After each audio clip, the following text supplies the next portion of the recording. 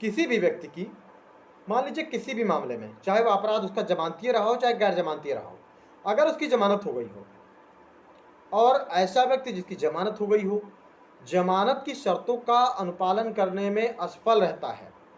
तो उसके विरुद्ध क्या कार्रवाई हो सकती है? तो फ्रेंड्स, जमानत की शर्तों का उल्लंघन करने पर न्यायालय आपके विरुद्ध वारंट जारी कर सकती है। भले ही आपका अपराध चाहे जमानतीय प्रकृति का रहा हो चाहे गैर जमानतीय प्रकृति का रहा हो, अगर आप न्यायालय की जो भी शर्तें थी उनका पालन नहीं करते हैं, तो ऐसी सिचुएशन में आपके विरुद्ध वारंट जारी किया जा सकता है। भले ही आपका अपराध जमानतीय प्रकृति का था, 436 सीआरपीसी की उपधारा 1 के अंतर्गत आपको जमानत अधिकार के रूप में मिल गई, लेकिन 436 सीआरपीसी की उपधारा 2 के अंतर्गत जमानतीय प्रकृति के भी अपराधों में अगर न्यायालय की जो जमानत की शर्तें थी उनको पूरा नहीं करते हैं और वारंट अगर आपके विरुद्ध जारी किया जाता है, तो फिर ऐसी सिचुएशन में न्यायालय आपको कारागार में निरुद्ध कर सकता है, और तब तक निरुद्ध कर सकता है जब तक न्यायालय को यह प्रतीत न हो कि आपको रिहा किया जाना चाहिए या मुकदमे की कार्यवाही जब तक पूर्ण न हो जाए। ऐसा क्यों है? तो फ्रेंड्स, जमानत देते समय न्यायालय कुछ शर्तें रखती है। शर्तों में कुछ शर्तें हैं ऐसी हैं जो कि जमानतीय और गैर जमानतीय प्रकृति के अपराधों के लिए, दोनों के लिए लागू होती हैं। जैसे न्यायालय जब भी डेट फिक्स करेगी मामले में सुनवाई के लिए, आपको उपस्थित होना पड़ेगा। इस उपस्थिति में मान लीजिए आपके विरुद्ध आरोप तय किए जाने हो, आपके अभियोग में साक्ष्यों की गवाही चल रही हो, जो भी आपके विटनेस हो उनका साक्ष्य चल रहा हो, उनकी गवाही चल रही हो, गवाही हो रही हो, या आपके विरुद्ध जो अभियुक्त है 313 की कार्रवाई चल रही हो, 313 सीआरपीसी के अंतर्गत, जिसके अंतर्गत अभियुक्त का सफाई साक्ष्य होता है, मतलब बचाव पक्ष का साक्ष्य होता है। ऐसी कार्रवाइयों में चाहे अपराध आपका जमानतीय प्रकृति का हो चाहे गैर जमानतीय प्रकृति का हो,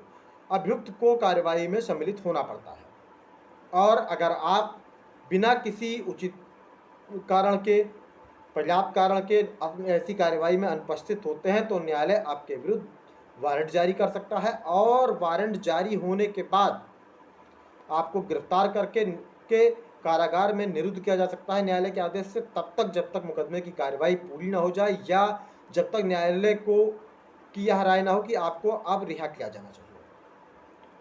तो फ्रेंड्स, ये भले जान लीजिए कि आपका अपराध जमानतीय प्रकृति का था, आपको जमानत एक अधिकार के रूप में मिल गई, लेकिन जमानत की शर्तों को पूरा करना, जिसमें खास तौर पर 3 शर्तें हैं कि जब भी आपके विरुद्ध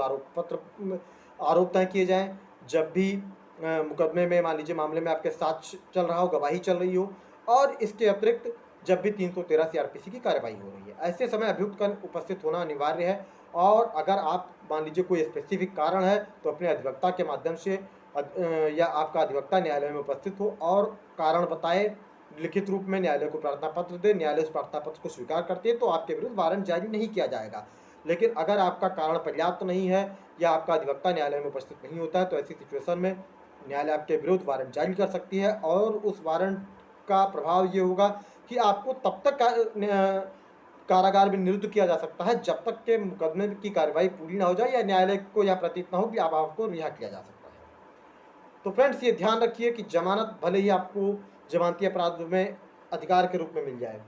लेकिन जमानत मिलने के बाद जो शर्तें हैं वह जमानती और गैर जमानती प्रकृति के अपराधों की एक हो जाती हैं, और उस सिचुएशन में फिर आपको कारागार में निरुद्ध किया जा सकता है,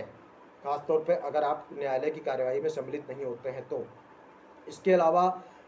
229 AIPC के अंतर्गत भी आपके ऊपर कार्रवाई हो सकती है, 174 AIPC के अंतर्गत भी आपके ऊपर कार्रवाई हो सकती है, न्यायालय की जो भी शर्तें थी या न्यायालय का जो भी आदेश था उसको न मानने के कारण।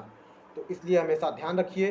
कि भले ही आपको जमानत मिल गई हो, लेकिन आप न्यायालय की कार्रवाई पर उपस्थित हों,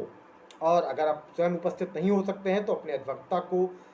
पर्याप्त कारण बताएं कि हाँ, इस कारण से हम उपस्थित नहीं हो सकते हैं, और न्यायालय से उसके लिए एक प्रार्थना पत्र दें, न्यायालय स्वीकार करेगा तो आपके विरुद्ध वारंट जारी नहीं होगा।